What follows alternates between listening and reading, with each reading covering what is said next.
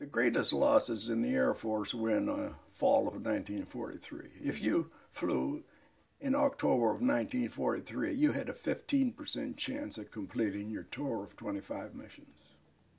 15%. 60% of all the people in combat in October 1943 were either dead or prisoners of war at that time.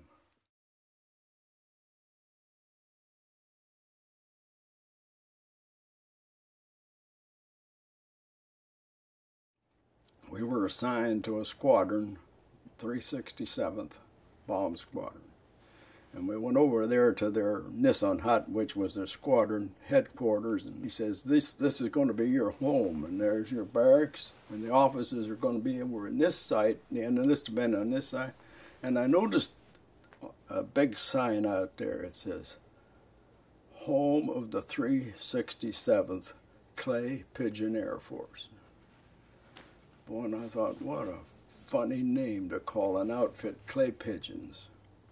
But I could find out, I was to find out later that Clay Pigeons was a pretty good name for that squadron.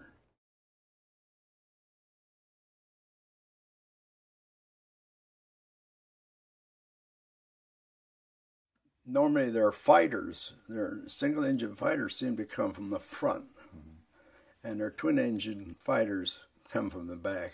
They were good at doing this coming in. You say, oh, I got a good hit, and that's the last you see of them. You could definitely see the pilot as he whizzed by, going through a group or through a squadron. When I got up there and saw those fighters coming at us, I just got I just had a feeling. I said, look, fella, I have no argument with you. I'm not out to get you. Just let us drop our bombs and get back, and there'll be no bother. Of course, that was kind of naive, and I look at that guy in this tree, I says, I think that guy's trying to kill us. This is a new sensation. That's the first time I ever realized that you're either going to kill or be killed. We ran out of ammunition before we got to the target. But I remember the ball turret gunner. His name was Hill, Robert Hill. And he called me, he says, sir, I'm out of ammunition. And he said, well, take him some more ammunition. I said, there is no more ammunition. I said, all I got in the radio room is a few rounds. And the pilot, whose name was Kirk, says, well, move your guns around and make them think, you know, that maybe they want.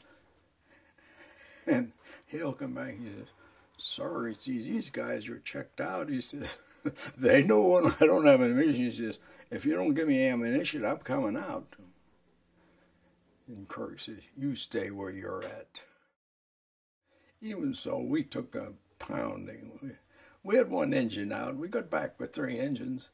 The hole in the side, you could have dropped a man through. Well, I showed you the hole in the side, and that was me looking at that the next day. When we were approaching the IP, and Kirk says, he said, tail gunner, he says, let me know about the other planes behind us. We are going to break off on our own, and we're going to connect to the 369th Squadron and the 92nd Bomb Group, and we're going to bomb with them. And he says, sir, there are no more planes behind us. When we landed, it was almost dark, and the commander was there. And that's when he told the pilot, Kirk, he says, you're the only one from the 367 that came back. And he says, it doesn't look good for the other squadrons. That's when we knew it was bad. Of course, we knew it was bad. Flying, you can't help but note that you never saw so many fighters in your life, or had so many attacks in your life. How you could have all those shells in the air and not get shot down sometime it causes you to wonder. I always kind of said on a mission, I said, Lord, if you get me back from this one, I'll never go on another one. And I meant it. But you know, after you get back and you get on the ground and they alert you the next day, there's never any thought of not going. Never.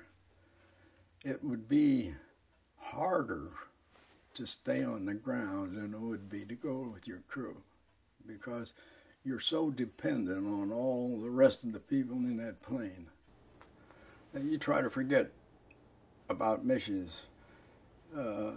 My impression was you live for today. You don't worry about tomorrow. You have to put on this air of being, you know, almost invincible.